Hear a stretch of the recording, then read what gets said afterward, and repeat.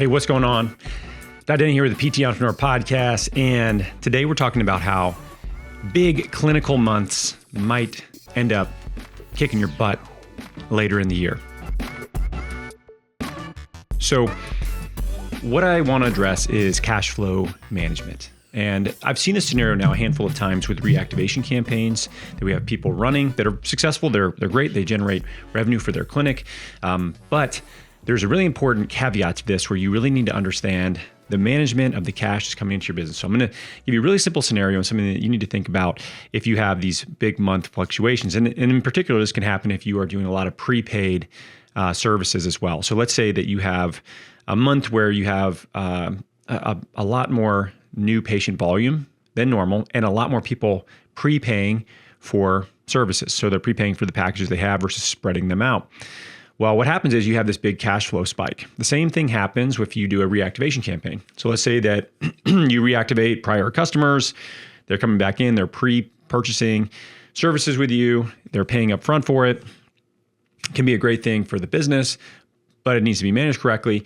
And if not, then it can put you in a bad spot a few months later, and I'll kind of explain why. So number one, let's just give this scenario of, let's say normally you have a month where you're doing $20,000 a month in revenue, but you do some sort of reactivation campaign, or maybe it's just a really big month where you have a lot of new patient volume that spikes, and then you have a lot of prepaid services. And let's say that jumps to $50,000 that month. So if your overhead, let's say, is $12,000, and now all of a sudden you have this big delta, you're going to have a lot of cash that you're going to have on hand from these prepaid services. The mistake that a lot of clinic owners will make is they will say, awesome, big distribution this month for the owner, which it's your money. You can do what you want with it. But when you look at what's happening, you have services that have been paid for, but not rendered yet. So the money that you have from those prepaid services, you need to be very careful about how you manage that, because you have to work those off. And as you start to work those off, since they're prepaid, they will not be paid at the time of the actual visit.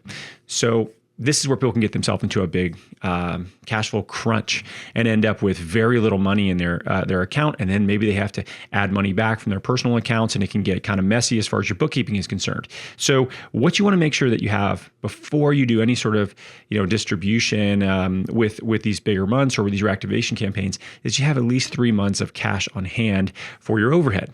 So if your overhead is $12,000, then you want to make sure you have $36,000 of cash in the business before you end up doing any sort of distribution on top of that.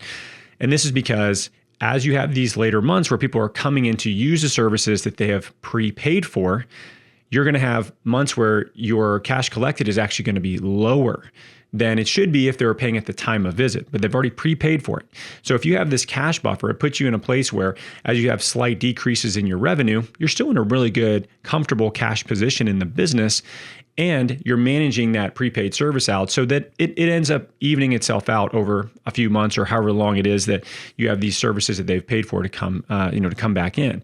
But the biggest mistake that I see is that we have these big spikes, and then people just distribute a huge distribution to themselves, and then they end up with months where they'll jump up to $50,000, and now all of a sudden they'll be in a month where they're at 10, and they're scrambling. They're like, oh my God, what's going on? I'm going to go out of business. I don't have any money for to pay for X, Y, and Z. And it's because they've already paid themselves all that money, and they need to eventually add it back, which again, as I said, can make your bookkeeping kind of confusing. So make sure that you have a cash buffer on hand, especially for these fluctuations with prepaid services. And that's at a minimum. Some people, as these happen, they may ride out 6 months worth of cash on hand as that slowly starts to come back to maybe 3, 4.